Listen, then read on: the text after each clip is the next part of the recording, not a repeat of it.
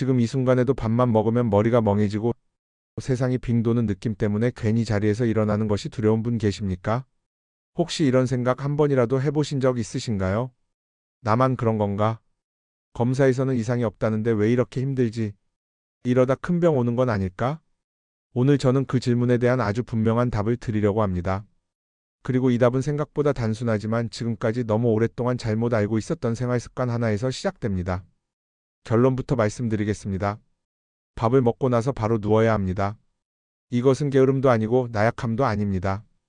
오히려 뇌를 살리는 가장 적극적인 선택입니다.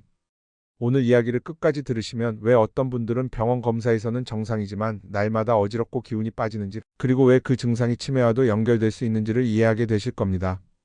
그리고 무엇보다 오늘부터 바로 실천할 수 있는 3가지 방법으로 여러분의 뇌를 다시 살리는 길을 알려드리겠습니다. 지금부터 들려드릴 이야기는 한 어르신의 실제 삶에서 시작됩니다. 제가 처음 만났던 분은 70을 훌쩍 넘긴 한 여성 어르신이었습니다.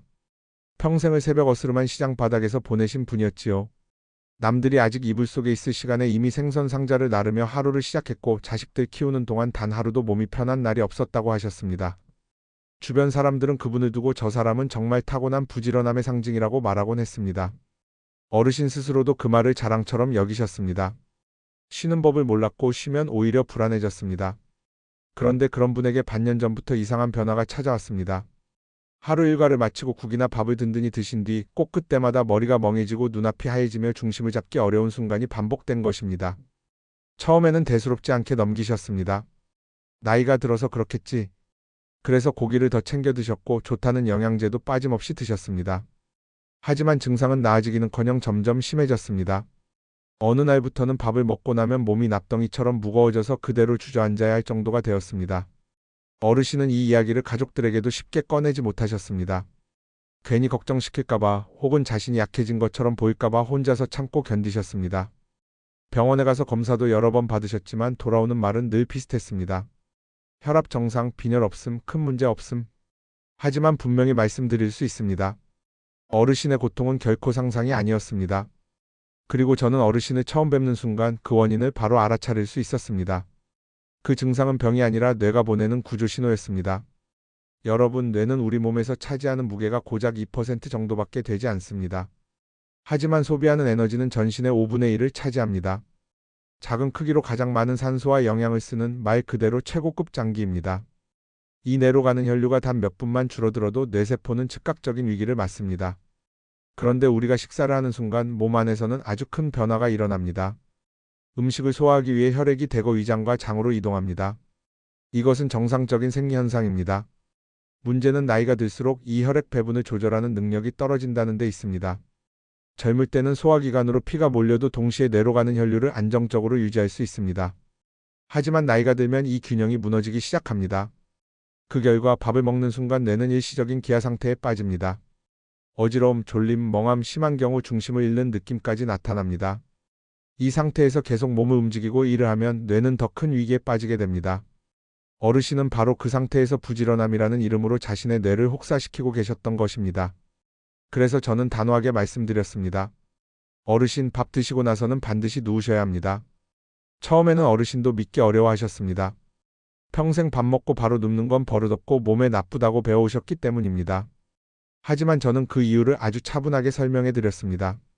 사람이 서 있거나 앉아 있을 때 심장은 끊임없이 중력과 싸우며 피를 위로 끌어올립니다. 심장을 지하에 있는 펌프라고 생각해 보십시오. 그리고 뇌는 가장 꼭대기층에 있는 방입니다. 그 방까지 물을 올리려면 얼마나 큰 힘이 들겠습니까? 그런데 식사 후에는 위장이 지금 당장 피가 필요하다고 신호를 보냅니다. 그러면 몸은 뇌로 가는 혈류를 일부 줄여서 위장으로 돌립니다. 이 상태에서 계속 앉아 있거나 서 있으면 뇌는 이중으로 분리해집니다. 하지만 몸을 수평으로 눕히는 순간 상황은 완전히 달라집니다. 심장과 뇌의 높이가 같아지면서 피는 힘들이지 않고도 뇌로 흘러갑니다. 뇌는 다시 산소와 영양을 충분히 공급받고 기능을 회복하기 시작합니다. 이것이 바로 식후 눕기가 뇌를 살리는 이유입니다. 어르신은 제 말을 믿고 식사 후마다 20분씩 등을 받치고 누워 계시기 시작했습니다.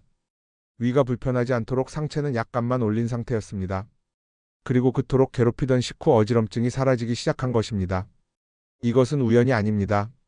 과학적으로 충분히 설명되는 현상입니다. 식후 20분 눕기는 나태함이 아닙니다. 그것은 뇌를 존중하는 가장 지적인 선택입니다. 이제 두 번째 이야기로 넘어가겠습니다. 첫 번째 방법이 위기에 불을 끄는 응급처치라면 두 번째는 뇌로 가는 혈액의 길을 근본적으로 넓혀주는 방법입니다.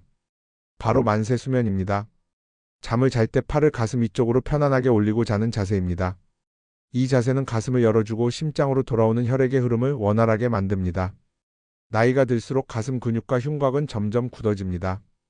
팔을 아래로 내리고 자면 가슴은 더 좁아지고 큰 혈관들이 압박을 받습니다. 반대로 팔을 가슴 위로 살짝 올리면 흉곽이 열리면서 정맥 혈액이 심장으로 잘 돌아옵니다. 심장은 충분한 혈액을 받아 다시 뇌로 힘있게 보낼 수 있습니다. 어르신 역시 처음에는 어색해 하셨지만 며칠이 지나자 아침에 일어났을 때 머리가 훨씬 맑아졌다고 말씀하셨습니다. 잠이라는 시간 동안 뇌가 제대로 회복되기 시작한 것입니다. 세 번째 방법은 낮 동안의 자세에 관한 이야기입니다. 바로 의자에 앉을 때 엉덩이를 끝까지 넣는 습관입니다. 많은 분들이 소파 끝에 걸터 앉거나 허리를 굽힌 채 앉아 계십니다. 이 자세는 골반을 뒤로 눕히고 목을 앞으로 빼게 만듭니다. 흔히 말하는 거북목 자세입니다. 목은 단순히 머리를 받치는 구조물이 아닙니다. 뇌에서 내려오는 신경과 혈관이 모두 지나가는 중요한 통로입니다.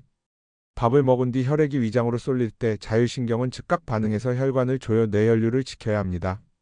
하지만 목과 자세가 망가진 상태에서는 이 반응이 제대로 일어나지 않습니다. 그 결과가 바로 식후 어지럼증입니다. 엉덩이를 의자 깊숙이 넣고 허리를 세우면 골반이 바로 서고 목도 제자리를 찾습니다. 뇌로 가는 길이 다시 열리는 것입니다. 어르신은 이 세 가지를 동시에 실천하셨습니다.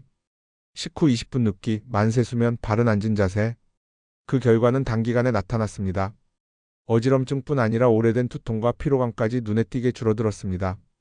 여기서 중요한 말씀 하나 드리겠습니다. 제가 말씀드린 휴식은 하루 종일 누워있으라는 뜻이 아닙니다. 오히려 그 반대입니다. 식후 20분 동안 뇌를 충분히 충전했다면 그 이후에는 적극적으로 움직이셔야 합니다. 산책을 하시고 대화를 나누고 새로운 것을 배우십시오. 위산 역류가 걱정되는 분들은 상체 각도만 조절하시면 됩니다. 베개는 목의 곡선을 자연스럽게 받쳐주는 것이 좋습니다. 마지막으로 꼭 드리고 싶은 말씀입니다. 여러분은 이미 충분히 열심히 살아오셨습니다. 이제는 몸과 뇌가 보내는 신호에 귀 기울이셔도 됩니다. 오늘부터 딱 3일만 실천해 보십시오. 건강은 누군가 대신 지켜주는 것이 아닙니다.